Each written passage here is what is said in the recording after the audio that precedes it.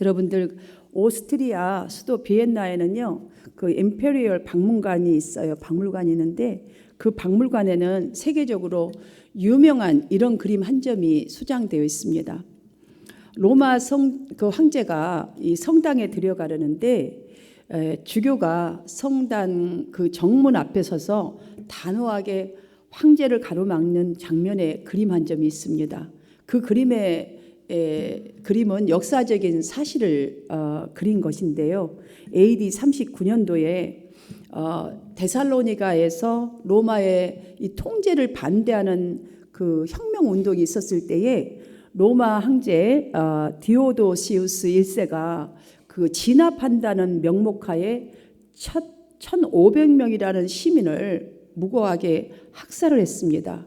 그리고 이제 본인은 잊어버리고 그 뒤에 그 테오도시우스 황제가 밀라노를 갔다가 이제 예배를 드리려고 그곳 성당에 이제 들어가고자 문 앞에 딱 다다랐는데 당시에 이 교부인 성 암브로시우스가 목숨을 걸고 딱 문을 가로막고 서서 못 들어갑니다. 이렇게 했어요. 그러자 황제가 하는 말이 성경에 보면 다윗 왕도 살인죄를 저지르지 않았느냐라고 말을 합니다. 그렇게 이제 변명을 하자 그 암브로시우스는 다음과 같은 유명한 말을 했습니다. 다윗의 죄를 모방하셨습니까? 그렇다면 다윗의 회개도 모방하셔야지요. 다윗은 회개했습니다. 그러나 황제께서는 당신은 회개가 없기 때문에 들어갈 수 없습니다. 하나님의 성전을 함부로 들어갈 수 없습니다. 그렇게 말을 하자 황제는 기가 거기서 질려서 땅에 바짝 엎드려서 이제 회개를 했다는 그런 그 그림 자체가 그렇게 되어 있어요. 여러분, 오늘날 교회와 우리 개인의 신앙에 있어서 가장 중요한 주제가 회개라고 할 수 있어요. 회개가 뭐죠? 주님께로 돌아오는 거예요. 주님께로 돌아오는 거예요. 옛것을 버리고 돌아오는 거예요. 먹고 살기 위해서 힘쓰고 정말 그 애쓰는 우리 그 옛날의 애굽 사람들을 애굽에서 이렇게 우리를 이렇게 이스라엘을 불러낸 것처럼 사실요, 오늘날이 바로 우리의 현실이 애굽이에요. 애굽. 이런 애굽에서 하나님은 저와 여러분을 끄집어내신 거거든요. 우리가 그걸 꼭 나에게 적용을 해야 돼요. 끄집어내셨다는 이 말은 이러한 현실과 상관없는 삶으로 집어넣으셨다라는 뜻인데요. 다시 말씀을 드리자면 현실을 전혀 신경 쓰지 않아도 될 만큼 풍족한 환경으로 집어넣으셨다는 그런 말씀이 아니라 우리의 현실에서 상대적 기준이 아니라 절대적인 기준을 가지고 살아가는 사람으로 우리를 만드셨다, 집어넣으셨다. 그곳으로 집어넣으셨다는 뜻이에요. 그 절대적인 기준이 무엇이죠? 예수 그리스도 피예요. 피. 보혈의 피, 십자가와 부활이에요. 이것을 믿을 때에, 예수를 믿을 때에 우리가 뭐라고 말하죠? 구원이라고 말을 하지요. 여러분, 그러므로 우리 기독교인들은 이 절대적인 기준, 예수 그리스도의 이 십자가와 부활이라는 기준을 가지고 잘 살기 위해서는 항상 십자가에 달리신 예수님을 바라보아야 돼요. 매일매일 어떤 상황 속이라든지 간에 여러분들이 그 십자가를 자꾸 거기서 봐야 돼요. 거기서 있는 환경 속에서 펼쳐진 그 문제 속에서, 아니면 좋으면 좋은 대로, 나쁘면 나쁜 대로. 여러분, 우리가 신앙생활을 할 때에 힘들 때 있잖아요. 세상살이 하는 때도 힘들고 우리 현실 속에는 고민되고 한숨 나올 때가 참으로 많습니다. 여러분, 그럴 때마다 자, 십자가를 바라본다는 게 뭐예요? 나 때문에 십자가를 피 흘리시고 죽으신 주님께 여러분의 그 심정을 좀 확 털어 놓으십시오. 바라본다는 것은 거기다가 그냥 십자가를 딱 생각하고 피 흘리신 주님 앞에서, 정말 죽으신 그 주님 앞에 여러분이 심정을 다 털어 놓아야 돼요. 그래도 힘들어요? 그래도 생각이 잘 안 되나요? 그러면 뭐 이것저것 할 것 없이, 더 이상 할 것이 없을 정도로 한번 불평을 주님 앞에서 해보세요. 더 이상 할 거 없을 만큼 그 정도로 바라봐 버리세요. 그 정도로 한번 털어놔 버려보세요. 그러면 분명히 느껴지는 게 있으실 거예요. 지금도 피 흘리고 계시는 그 몸으로 주님이, 얘야, 아직도 나만큼 아프냐? 아직도 나만큼 힘드냐? 하시는 주님의 그 힘드신 모습이요 저절로 느껴질 수밖에 없어요. 왜냐? 내가 할 만큼 한번 나 힘들어요. 나 정말 신앙생활 하기 힘들어요. 시험 들었어요. 아니면 세상 살기 힘들어요. 아무튼 여러분의 속에 있는 것 다 한번 해보세요. 불평도 다 해보세요. 주님 앞에. 그게 십자가를 바라보는 거예요. 십자가 그렇게 처절하고 아파요. 여러분 그걸 한번 다 해보면요 너무너무 할 만큼 다 하고 나면 그 피 흘리면서 하시는 주님의 다 그 모습이 떠오르게 돼 있어요. 그 정도로 해버리면 예수 그리스도의 그 귀한 생명에 내가 절대적인 기준을 두지 않았구나. 정말 주님이 나를 이렇게 그냥 현실 속으로 정말 이렇게 딱 상대적인 기준이 아니라 절대적인 기준 속으로 나를 몰아넣은 사람으로 만들어 주셨는데, 이렇게 나를 이끌어 주셨는데, 집어넣어 주셨는데, 내가 거기에 두지 못하고 나의 무능함과 이 연약함이요 너무너무 그 앞에서 미워져요. 주님의 그 모습이 정말 보인다면 그때 진정한 회개가 터져 나오는 것입니다. 본문 이사야서 55장은 열방을 향한 지금 하나님의 초청이에요. 간절한 초청이에요. 이 시대에 정말 지금 이 시간에 우리를 부르신 하나님의 초청이에요. 이사야 선지자는 이렇게 우리에게 말씀합니다. 너희는 여호와를 만날 만한 때에 찾으라. 가까이 계실 때에 그를 부르라. 돌아오라 돌아오라 간절히 권면하고 있습니다. 이 권면의 중요한 포인트는 위에서 우리가 이야기한 못 들어갑니다 라는 이야기처럼 일정한 시기가 지나면, 여러분 맨날 찬스가 있을 것 같죠? 아니에요. 찬스 없어요. 일정한 시간이 딱 지나버리면 더 이상 기회는 주어지지 않으니 지금의 기회이다. 최대로 활용하라 라는 권면이에요. 지금의 기회예요. 이 말씀이 들려지는 지금의 기회라는 거예요. 사랑하는 성도 여러분, 여기 이사야 선지자의 권면에는 세 가지가 아주 명확하게 강조되어 있습니다. 그 하나는 여호와를 만날 만한 때에 찾으라. 바로 지금이 여호와를 만날 수 있을 때임을 암시하여서 때가 오면은 그분을 만나고 싶어도 만날 수 없다라는 공고예요. 그 다음에 두 번째, 가까이 계실 때에 부르라. 어떻게 우리가 하나님을 불러야 하는가에 대한 것을 암시하면서 하나님의 자비에 너 자신을 전체를 좀 한번 탁 던져보라는 거예요. 맡겨보라는 거예요. 한번. 이 말이 무슨 말이냐면 고집대로 사는 것을 좀 버리고 조금 한번 내려보고 하나님의 말씀대로 한번 내가 살아보겠다는 결심을 가질 것에 대한 촉구입니다. 그래서 여호와를 찾고 부른다는 것이 무엇을 의미하는지를 이 7절에서 이렇게 설명합니다. 그것은 악한 생각과 행실을 버리고 여호와께로 돌이키는 것이다. 지금 그대로 네 맘대로 살았던 그것들은 다 악이에요. 사단에 끌려 있는 거고 사단과 동조하는 거고 종이 되어 있는 거거든요. 그거를 좀 버리고 주님께로 좀 발걸음을 돌려봐. 그리하면 잘 들으십시오. 하나님께서 긍휼히 여기시며 너그럽게 용서하시리라. 이 말씀은 지금 인생들에게 있어서 가장 시급하고도 중요한 일은 하나님과의 관계를 회복하는 것이라는 말씀입니다. 이 회복은 적극적인 회개로 나아가는 것, 다시 말하면 마지막 권면 세 번째, 온전히 돌아오는 것을 말하는 거예요. 그러니까 완전히 턴을 하라는 거예요. 완전히 그대로 가지 말고 주춤주춤 하지 말고 완벽하게 돌아서라 라는 뜻이에요. 이것이 살 길이라는 거예요. 이것이 하나님이 우리의 모든 것을, 과거를 잊어버리시고 새로운 것을, 하늘의 것을 주신다는 거예요. 그리하면 긍휼히 여기시리라, 용서하시리라.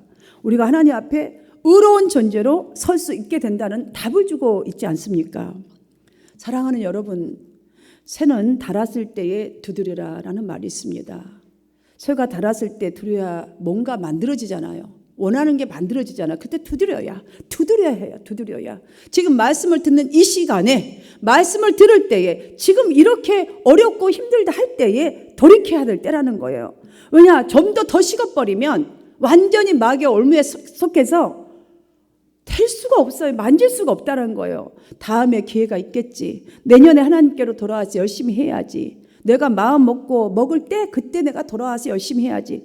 여러분 이 생각 해서는 아니 됩니다. 말씀이 선포된 지금 말씀을 읽고 묵상할 때에 마음에 탁 와닿는 그 말씀의 그 순간에 바로 반응해야 할 때라는 거예요.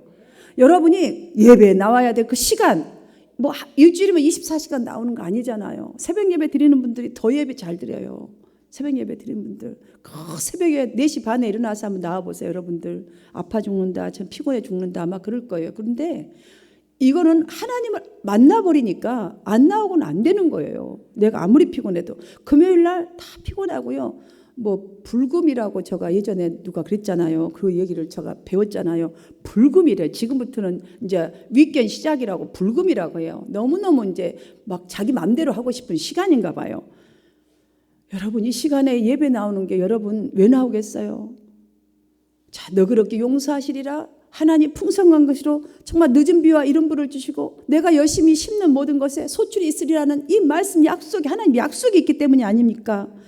그리스도를 믿는 중에는요 확신을 가질 수 있음에도 불확실한 태도로 살아가는 성도들이 있는가 하면 반대로 불확실한 가운데에서도 확신을 가지고 살아가는 사람들이 있어요. 그거 참 특이하죠. 그러니 이 말씀을 잘 보시면 여러분들 배운다고 모두 확신에 거하는 것이 아니라는 것을 알 수가 있고 또한 확신은 우리 안에서 자연적으로 만들어지는 것이 아니라는 것을 느끼실 것입니다. 여러분 아무리 재능이 있고 아는 것이 많아도 확신이 없으면 아무것도 일이 되어지지 않는구나. 아무 주님의 역사도 일어나지 않겠구나. 왜냐하면 내가 안 움직일 테니까. 그러나 확신을 가진 사람을 통해서는 교회도 세상도 변할 수 있다는 것을 여러분들이 느끼실 거예요. 왜냐하면 추진력은 곧 확신이기 때문에 이게 바로 믿음이에요. 디모데후서 3장 14절을 보면 너는 배우고 확신한 일에 거하라 라고 하신 말씀과 같이 하나님의 말씀을 배우고 확신에 거해야 우리가 나의 이성에 의존하지 않게 됩니다.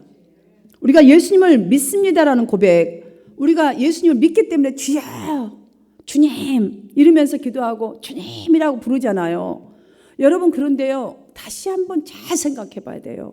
주님께서 뭐라고 말씀하셨는지를 주여 주여 말로만 하는 자마다 천국에 들어갈 것이 아니라 그랬어요.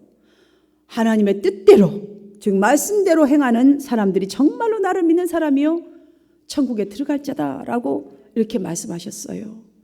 여러분 그러니 자신감 이건 내가 언제 해야지 하는 자신감과 확신은 완전히 다른 겁니다. 그냥 회개하는 거하고 완전히 이 중심 속에 일어난 회개하고 주님 만난 사람 틀려요. 자신감은요 자신을 신뢰하는 것을 말하는 거예요. 여러분이 이 정도 인생을 살아보셨으니까 경험하셨겠지만 자신감은요 무심코 던진 한마디의 말에도 흔들려 버려요. 하나의 정보에도 정말 깜짝 놀라 정보 하나인데도 막 요동쳐 버려요. 흔들려 버립니다. 이게 우리의 자신감이에요. 우리의 자신감은 아무 때나 흔들리고 아무 때나 넘어집니다. 그래서 시편 1편에 보면 이런 사람을 가리켜서 뭐라고 했어요? 바람에 나는 겨와 같도다. 그러니까 나를 믿는 자는 바람에 나는 겨와 같도다. 여러분이 내일 잘할 것 같죠? 여러분 자신을 믿지 마십시오. 오늘 성경이 말하시는 찾을 만한 때 찾으라 이 말씀을 믿으시기를 주님의 이름으로 축복합니다. 예배 자리에 나온 우리는 하나님과 가까이 있는 사람들입니다. 우리 가운데 혹시라도 이렇게 나와 있음에도 불구하고 아직까지 하나님이 나 곁에 가까이 있는 것을 못 느끼시는 분이 혹시 계시나요? 아직까지 나는 온전히 하나님께로 안 돌아온 사람 같아. 그런 모습이 혹시 느껴지는 부분이 있으십니까? 아니면 정말 하나님이 가까이 계시는데 이 가까이 계신 하나님을 나는 정말로 만나고 싶어요. 아마 여기 계신 분 다 그런 줄 믿습니다. 사랑하는 여러분, 말씀이 들려지는 지금이 바로 하나님을 만날 만한 때입니다. 어떻게 만나야 합니까, 여러분? 내 자신을 전체를 좀, 그러니까는 나의 삶의 모든 것에 1순위로 하나님을 그렇게 두고 만나야 돼요. 이게 만나는 거예요. 다시 말하자면 여러분 그날 들려지는 이 말씀을 따라서 나가 살겠다. 이 말씀 한번 살아내 보겠다라고 결심을 가져야 돼요. 이게 만날 만한 때에 만나는 거예요. 이 결단은 매일 매 순간 해야 돼요. 그래야 여러분들이 어떠한 일이 있어도 좋은 일이 있든 어려운 일이 있든 그때 주님을 만나는 거죠. 하나님, 내가 다시 결단합니다. 내가 인간의 소리를 하지 않겠습니다. 하나님, 내가 인간의 행동으로 내가 하지 않겠습니다. 결단하는 거예요. 8절에서 말씀하잖아요. 하나님이 강조하신 말씀을 좀 보십시오. 나의 생각은 너희 생각과 다르며 내 길은 너희의 길과 다릅니다. 이것을 알라라고 말씀하십니다. 이것을 꼭 알아라. 내 생각은 너희 생각 다르다는 거예요. 그렇죠. 하나님은 어떻게 우리 생각과 같아요? 하나님은 이랬다 저랬다 안 해요. 그러니 하나님을 우리가 가까이 해야 되지 않겠어요? 9절에서는 땅과 하늘을 비교하여서 말씀하셨습니다. 하늘이 땅보다 높지 않겠느냐? 나의 길은 너희 길보다 높지 않겠느냐?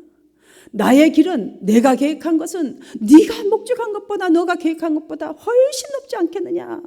그리고 이사야 선지자는요 11절로 변하지 않는 하나님의 한 가지 법칙을 우리에게 소개했습니다. 현대인의 성경으로 제가 읽어드리겠습니다.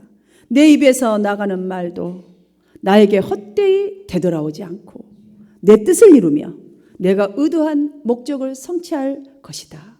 12절 너희가 기쁨과 평강 가운데서 살게 될 것이다. 이렇게 했어요. 아멘. 하나님의 입에서 나오는 말씀이 무엇이죠? 하나님의 약속이에요. 하나님의 약속. 내가 이렇게 할 것이다. 돌아오라. 용사리라. 돌아오라. 그러면 눈이 오고 비가 오면 땅이 촉촉하면 그때 어떻게 해요? 농부는 그때 밭을 갈지요. 밭을 갈으라는 거예요. 좀 와서 찾아보라는 거예요. 그러면 소출을 먹을 것이다. 풍성할 것이다. 약속입니다. 하나님의 입에서 나온 그 약속이 이루어지기 전에는 하나님께로 그냥 돌아가는 법이 없다라고 말씀해 주셨습니다. 그러니까 하나님의 약속을 붙들고 하나님을 찾고 부르고 정말 들려주는 말씀에 순종하는 사람은 절대 인생이 헛되지 않는다라는 말씀이에요. 그 약속의 성취 방법을 다시 또 10절에서 비와 눈이 하늘에서 내려오는 법칙과 자연 법칙을 들이대고 하나님 약속이 정말 성취되는 법칙이 똑같다라는 것을 알려주셨습니다. 여러분 조금 전에 설명한 대로 척박한 토지에 깡깡 마른 토지에 비가 오고 눈이 와서 토지가 촉촉하게 적셔지면 봄에 주로 일찍한 봄에 땅이 막 녹아질 때에 농부들은 그때 땅을 경작하잖아요. 파잖아요. 그리고 나서 다 건져버리고 취할 걸 취해서 옥토로 만든 다음에 파종을 합니다. 그러면 그 옥토는 어떻게 돼요? 새싹이 나고 꽃을 피우고 열매를 내고 농부는 양식을 풍성하게 얻습니다. 그것 때문에 수고하는 거예요. 여러분 돌아오라 왜 수고하라 그러죠? 이것 때문이에요. 그 약속 때문이에요. 풍성이 없는 것 때문이에요. 사랑하는 성도 여러분, 우리 개인도요 그 영적으로 생동력이 넘쳐야 하거든요. 교회도 마찬가지예요. 이 사회도 하나님의 영으로 생동력이 넘쳐야 해요. 여러분 바로 그 말씀인 거예요. 그래서 돌아오라는 거예요. 내 생각이 너의 생각과 다르며 내 길은 너의 길과 다름이라. 여기에 이 말씀 하나님 말씀처럼요 우리 인생들은 다 진짜 하나님과 같지 않아요. 탕자와 같은 성정을 가지고 있다는 생각이 들어요. 그래서 말씀에 집중하는 성도라고 해도 정말 말씀에 연구하는 목사라고 해도요 때론 내가 정말 이 시대에 뒤처진 사람 같은데 너무 성경만 파고 있으니까 너무 예수만 믿고 있으니까 참 세월이 어찌 돌아가는지도 모르고 너무너무 참 뒤처진 사람 같아 이렇게 느껴지기도 해요. 그러면서 이상한 생각 조금 좀 해보고 나는 취미생활도 한 번도 못 해보고 이렇게 사나. 열심히 교회 봉사하는 성도라 할지라도 때로는 진짜 꼭 이렇게만 하는 게 예수 믿는 거야. 잠시 쉬면서 내 마음대로 좀 편하게 좀 여행도 다니고 좀 생활 좀 해보면 어떨까 이렇게 생각할 때가 있잖아요. 솔직히 있죠 여러분들? 없어요? 저는 있던데요. 그런데 여러분 잠시 쉬어보니까 어땠어요? 교회 열심히 안 오면 잠시 쉬어보신 분들 여러분 옆에서 경험도 해보고 저와 여러분도 분명히 경험한 적이 있을 거예요. 딱 탕자와 같아요. 처음에는 그거 다 가지고 나가서 성령이 계속 충만할 것 같아서 그냥 할렐루야 주님 감사합니다. 어디 여행을 좀 갔다 와도 막 너무 좋고 뭐 해도 너무 좋아요. 그런데 얼마 가지 않아서 은혜는 뚝 떨어지고요. 주님과도 희한하게 멀어집니다. 말씀이 희한하게 잘 들려오지 않습니다. 톡톡 튀어나갑니다. 영적으로 고갈되어 버립니다. 주님과 멀어졌다 이렇게 본인이 못 느끼는가? 아니에요. 느낍니다. 그렇게 느낄 때 곧바로 주님께로 돌아오면 좋으련만 사람을 의탁하여서 우리는 또 도움을 받아보려고 합니다. 그러나 세상 사람들은 탕자가 겪는 것처럼 돼지치는 곳으로 우리를 내몰아 버리듯이 그 성도는 더욱더 낙심한 상태로 빠지게 합니다. 사랑하는 성도 여러분, 그러하기에 이사야 선지자의 이 공고처럼 돌아오라. 지금이 하나님 앞으로 하나님 다시 만날 수 있는 기회다. 돌아오라. 그래서 여러분 찾을 때가 지금 바로 이 기회예요. 바로 이 기회예요. 이때 안 찾으면 또다시 우리는 그 길 또 갈 거예요. 여러분 주님의 말씀을 잠시만 한번 다시 돌아보세요. 이 주님의 말씀을 그렇게 떠나지 말라고 붙잡으셨던 탕자 아버지를 떠올리지 않겠습니까? 그렇게 가지 마라. 절대 그게 그렇게 멀리 가면 안 된다. 빨리 와라.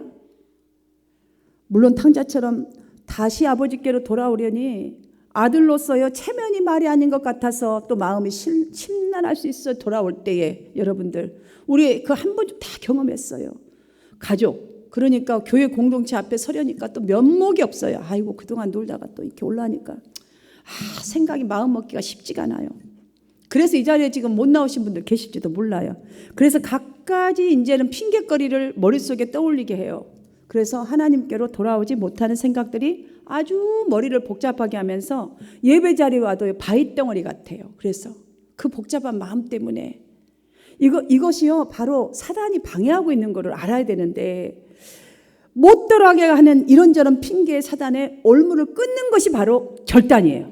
그것이 바로 결단이에요. 이게 바로 회개라고 할 수 있겠죠. 결단.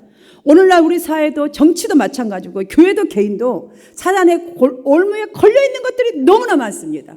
너무나 많습니다. 지금 하나님께로 돌아가야 될 가장 중요한 때라고 봅니다. 탕자가 아버지께로 돌아가기로 결심했던 것처럼 우리는 결단을 해야 합니다. 사랑하는 여러분, 여러분에게도 혹시라도 탕자와 같은 정말 결핍된 부분이 있습니까? 이 시간은 꼭 결단해야 합니다. 하나님께로 돌아오는 것이 정상적인 정말 살 길이고 부흥의 길입니다. 그러하게 이사야 선지자는 7절로 악인은 그의 길을 불의한 자는 그의 생각을 버리고 왜냐하면 돌아오려면요 지금 이 여러 가지 아까 그 막 올무로 잡았던 생각들 있잖아요. 정말 뭐 미안하고 죄송하고 면목이 안 쓰고 이런 것들 딱 버려버려야 돼요. 여호와께로 돌아오라. 그냥 간단하게 딱 그냥 내려놔 버리고요. 일단 돌아와 보는 거예요. 그리하면 그가 긍휼히 여기시리라. 우리 하나님께로 돌아오라. 또다시 말하는 거예요. 그가 너를 너그럽게 용서하시리라. 너를 불쌍히 여겨준다는 거예요. 그냥 처음에 와서 잘 안 되더라도 한번 돌아오라는 거예요.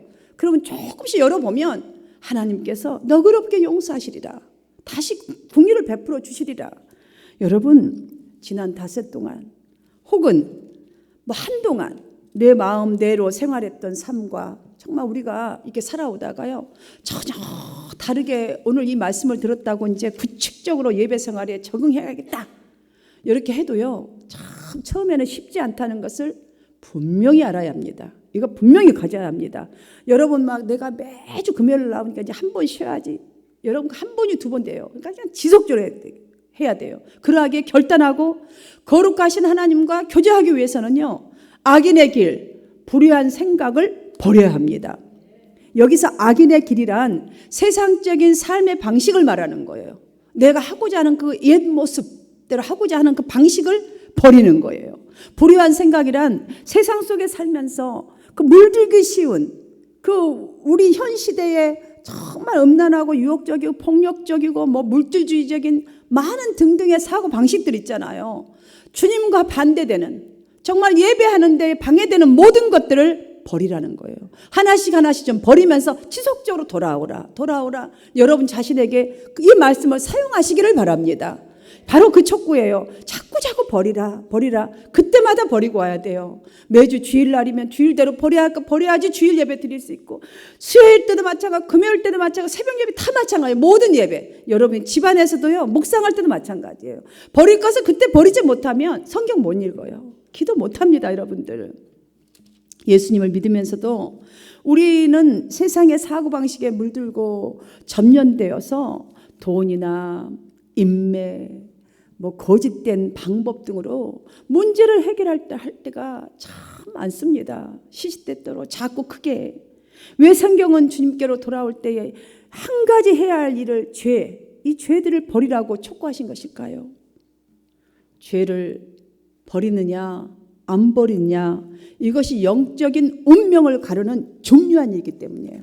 여러분이 정말 인생에 중요한 일이기 때문이에요. 죽느냐 사느냐의 문제예요.